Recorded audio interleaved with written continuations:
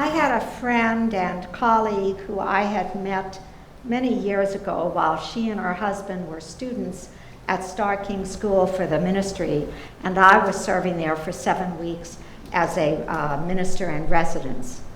They went on to have some very successful parish ministries together. A couple of years ago, in the fall of 2020, my friend died after a long battle with cancer. Though knowing her, she probably wouldn't have called it a battle with cancer. She probably would have called it a dance. And though I wasn't a close friend of hers, I did follow her journey through the last year or two of her life through her beautiful reflections on the Caring Bridge website. What these entries revealed was a remarkable human being, filled with overflowing love and joy, even during the worst of times.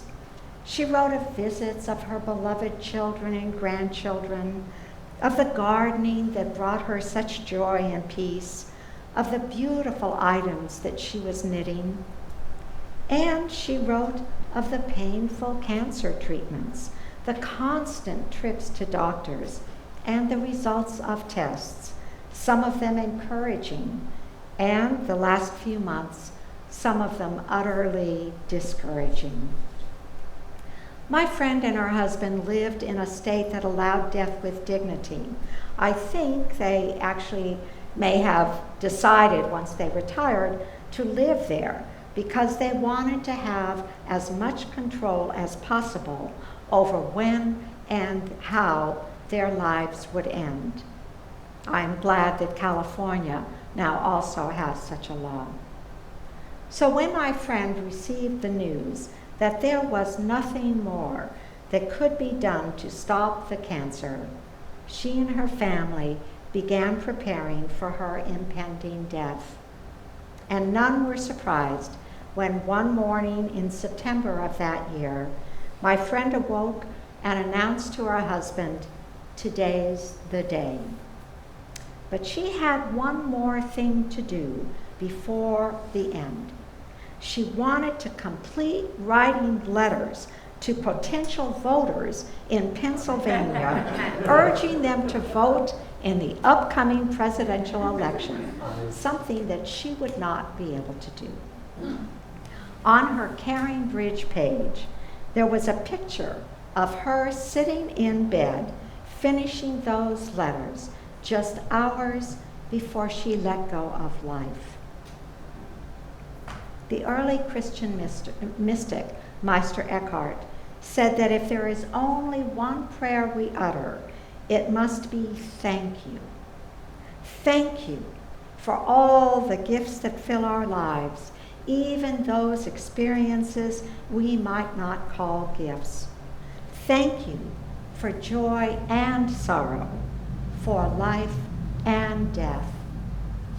My friend practiced that prayer of thank you every day, even when writing about receiving bad news after some test. She always expressed gratitude for her medical team, for her husband and family. She never expressed bitterness. Feeling grateful for the generosity she'd received in life meant that she also wanted to return that generosity. Indeed, her gratitude only increased her desire to do whatever she could do for others, hence those letters, as well as all her knitting and everything else. As the 16th century Protestant theologian Martin Luther contended, when we realize that the grace of God, the graciousness of God, of life, is there for all of us, no matter who we are or what challenges we may face, we will want to offer thanks by giving generously of ourselves to others. My friend was a perfect example of that, even in her last hours. Those letters were her prayers of thank you. Reminding ourselves of the blessings of life, the beauty of the earth, the love of friends and family, the joy of our pets, makes us want to take care of them. We want to become stewards of the earth and of all that we have been given in life. We become more generous when we remember to say thank you to life, to whatever it is you might call God. It is no different in our religious home, such as Chalice. Now, I will admit that I was just a tad nervous as the time drew closer to the beginning of my sabbatical ministry here with all of you. Reverend Nika had assured me that the staff and volunteers had everything under control.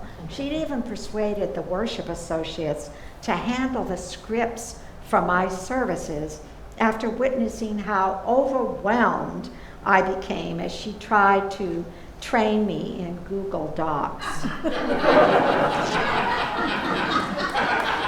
which I hate to this day. Just let them know what you want to use for the call to worship and the readings and the hymns, she said to me one day. And she said, I've told them to, just go ahead. You'll send those things to them. They'll plug them into the script. You don't have to worry about it. That was a big relief. Still, I wasn't sure that everything would run smoothly without her guidance. Any number of things could go wrong. And then what would I do? But I quickly learned that there was nothing for me to worry about, because there is this huge cadre of folks, both staff and volunteers, who keep this fellowship running like clockwork, even on Sunday when the clock has to be set forward. I want to tell you, when I was here before, it wasn't necessarily set forward already, but it is this morning. Which is why Reverend Nika was able to leave for 4 months, knowing that all would be well, not because I'm here, but because you're here.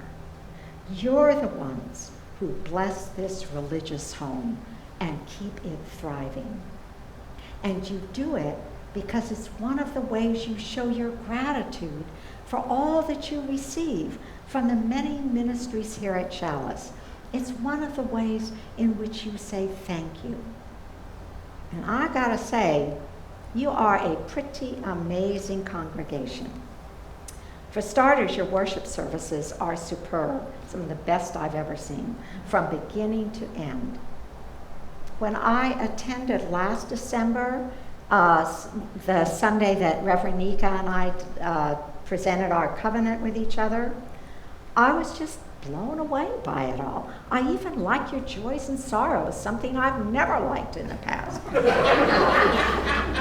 But you do it so beautifully. I imagine that's due in part, maybe in large part, to Reverend Nika, but it's not only her. I've been impressed by the whole worship committee, the depth of discussion that goes on at those meetings, and in the care that goes into changing the sanctuary decor every month to line up with the theme. Now that's in thanks, in large part, to Claudia Barton. But it's also to the creative ideas that come bubbling up in those worship committee meetings. Everything here, it all creates a service that gives a sense of wholeness from beginning to end. Of course, you have a superb music director in Anthony. Where does he go? He's not just really a fine musician, but he's so easy to work with, willing to offer guidance as well as to do what he can to accommodate my wishes. I'm sure that's not always easy. Sam's contributions to worship are equally wonderful, compassionate, creative, intelligent, humorous. She's just a delight. I am so glad that you are supporting her next steps of becoming a credentialed religious education director in our denomination. But worship isn't the only gift that Chalice offers. There are all those programs and activities beyond Sunday morning, just as Sharon was pointing out a few moments ago. There's the chalice circles, book groups, the community forums that have been going on for years and years and years, offering dynamic and sometimes dangerous topics to the Conejo Valley public. There are meditation groups, women's groups, the choir, monthly open mic nights, discussion groups, and on and on. There are avenues through which you can create a more healthy and just world. Special collections every month to offer financial support to various nonprofits, as you had this morning. Food collection every Sunday for Harbor House, your climate action team, anti-racism and anti-oppression work, support of community organizations addressing homelessness, those little bags that the kids, the families put together, I guess maybe once a month, that then get distributed. Twice when I've been here, I've been able to take one of those little bags of supplies, and on my way home, actually found someone at a freeway exit to hand it to. It feels so good, and I'm so proud, because inside it says that it's a gift from Chalice Unitarian Universalist Fellowship, and I'm so proud of you. No wonder that you were named one of the Good Trouble congregations after the UU vote campaign. That honor could be given to you every day for all the justice work that you do. You make good trouble in the Conejo Valley non-stop. Yes, amen. You have a strong program for children and youth, even though we didn't have children here this morning. That's the first time I've seen it with no children. Following a pandemic that has left many congregations with no program at all. To read all the things going on in your religious education program, one would think that there had been no COVID shutdown here. And Anna keeps track of all these activities in the office and online, along with all the other tasks that an office administrator has to do. She is quite remarkable.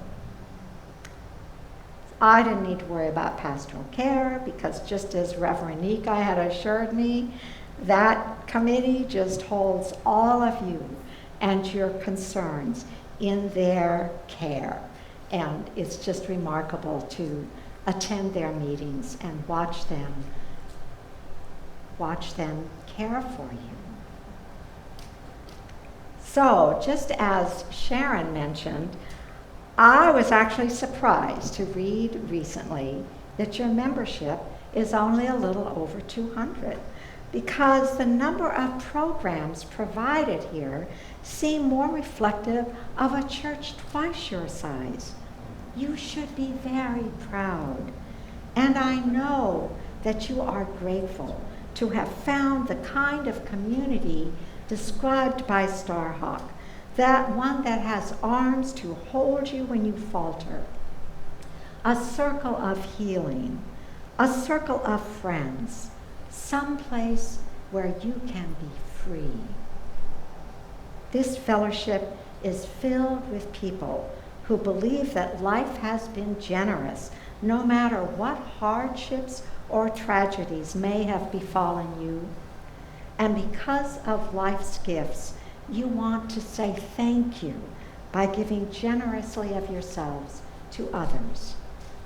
And this fellowship is filled with people who know how much you have received from the ministries Chalice continues to provide, both within the congregation and beyond, even when your beloved minister is away for an extended period of time. And because of your gratitude for those ministries, you want to be caretakers of them. You want to be stewards with both your time and with your financial support.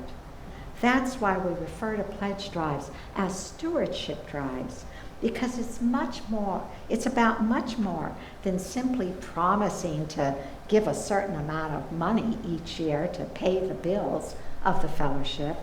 It's more about taking care of this place you love, the way you might care for your gardens, your children, those things you love. It is about saying thank you. I am reminded of a day over 40 years ago while I was still a seminary student. I was with my two best friends from the school, Anne and Barb, and we were wending our way from Berkeley down to Big Sur in their old VW Bug. We were meeting a group of fellow students at the home of one of our professors, where we were all going to spend the weekend helping the UUs of Monterey build a new sanctuary. I think I put up some, I don't know what I did, not much. What's the stuff you put up to keep the place warm? Insulation. Insulation, I put up some insulation.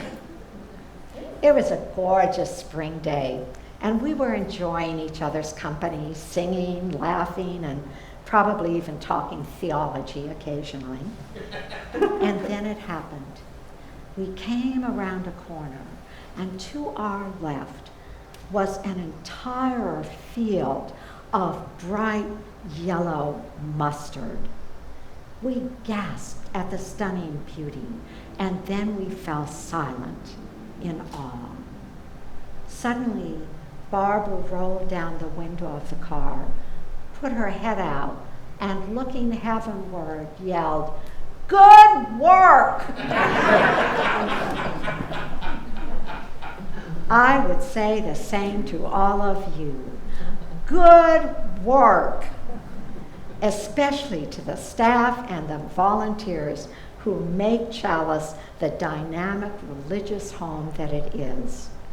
The generosity of this religious community and of life will not stop. May we always respond to with our own joyful generosity as we utter the most important prayer of all, thank you. Thank you, and amen.